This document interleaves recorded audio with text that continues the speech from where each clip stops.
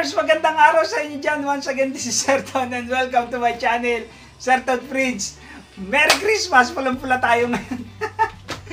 Sana abutan kayo ng video na ito na sangkatutak ang ginagawang mga proyekto na hindi kayo maganda o gaga. Alright, mabilisan lang po. Kasi kung naalala nyo, tika, wait. Bago ang lahat, may nagpadala sa akin ng item. Ayan, si Ma'am Jeline JD Project. Apakaangas. Tentenen. Ma'am Jeline, salamat. Ito, ano to? Cellphone holder. Ayan. Laser engrave. Bangis. Approve. Ma'am Jeline, thank you. Kung ipopost ko na rin, andyan yung kanyang FB page. O, kayo na, kontakin nyo na lang si ma'am kung may kailangan kayong mga items sa kanya. Ganito. Oo. Approve. Okay. At tumatanggap pa ako ng padala. Yung mga gustong magpadala sa akin ng items. Thank you very much na Merry Christmas. Padala nyo lang ako dito. Wala namang kaso sa akin yan. Tumatanggap ako. Lalo na ako Gcash. Alright. Yung sa mga patuloy pong nag-chat sa atin, nagtatanong, nasagot naman ako sa chat natin sa Sir Ton Prince PH na group. Paminsan-minsan sa personal message din sa PM, no, mga nakakasagot tayo. Pero pasensya na po dun sa medyo natatagalan minsan.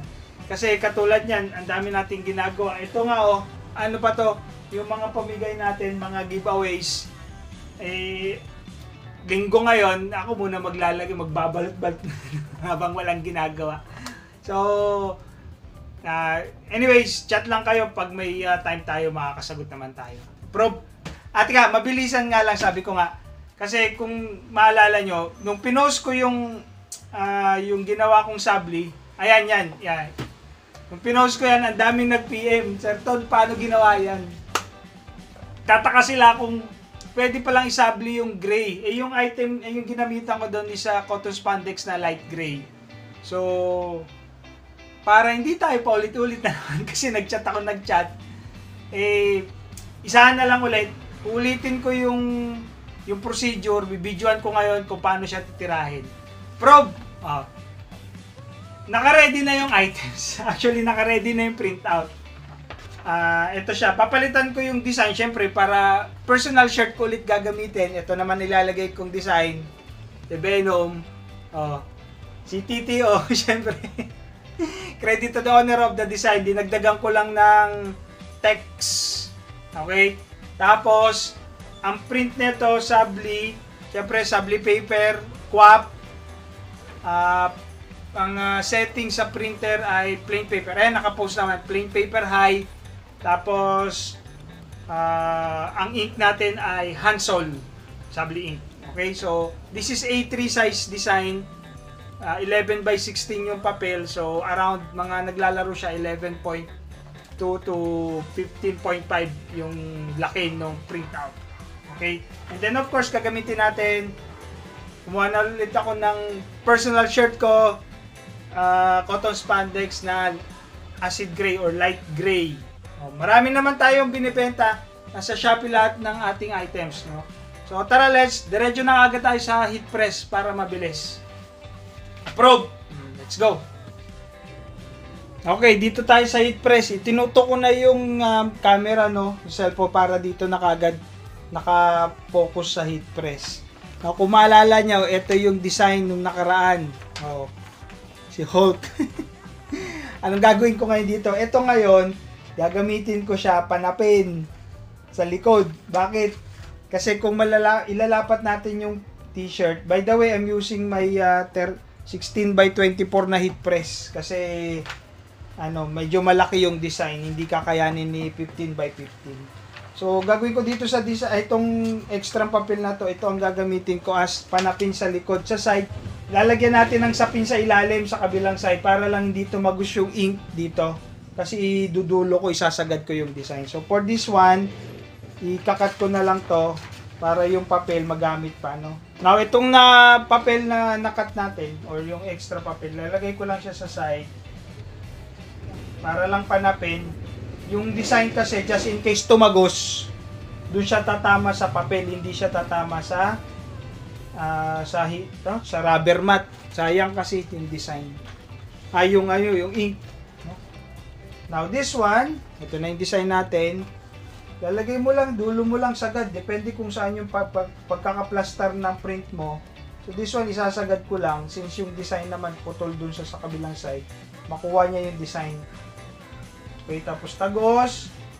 Yan. So placing na lang ng design yan. Ganyan. Ay, teka! Magano tayo? Magpi-pre-press tayo. Laging may pre-press kailangan. Ano yung pre-press? Painitin mo lang saglit, no? Yung tela, alisin lang natin ng konti yung moisture, no? Kahit mga 3 seconds lang yan. Ayan. Para lang lapat siya. Ayan, lapat. Alis yung moisture ng damit or ng tela. And then, you put the design. Ito na siya.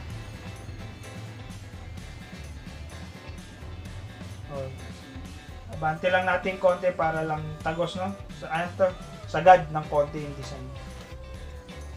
Tapos, press na to. Ready na kagad yan. Tapat natin.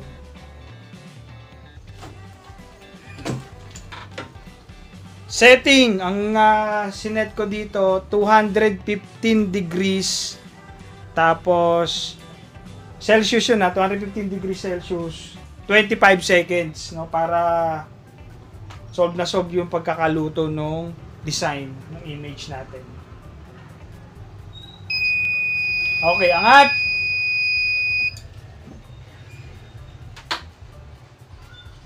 Backlash design. Tanan! Solve. Ito.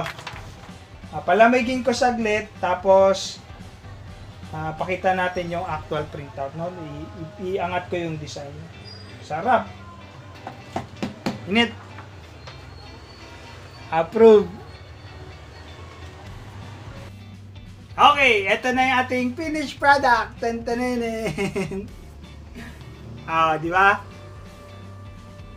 Ang linaw. Taning. Tingkad yung kulay. Yung t-shirt kasi, yung tail lang ginamit natin, cotton spandex. Yun nga lang, ngayon ko lang napagtanto. Tinin, baliktad. Sa likod ko siya na-print. Wing! Anyways, pwede naman to, no? Dagdagan na lang ng design sa harap. Oh! Ayan. Sa likod ko siya na-print. Tinin, likod.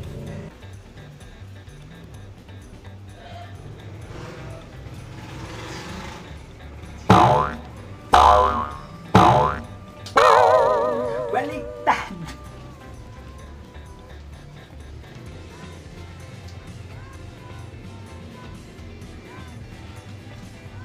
At least, di ba? Karoon kayo ng idea paano siya i-print. Para hindi tayo pa ulit-ulit nagchat-chat. Kita nyo na ng acto. Approve! Solve na yan. Baliktad lang. Bogax. Okay. Mga order sa Shopee natin, tsaka sa mga direct orders, natatambakan syempre, madami pa rin tayong nasikaso. Anyway, maraming salamat po, no? Makakatanggap kayo ng giveaways. Syempre, coming from Certain Prints. Thank you very much. Maraming salamat. Approve.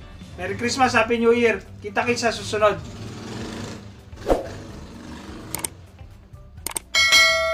Bye!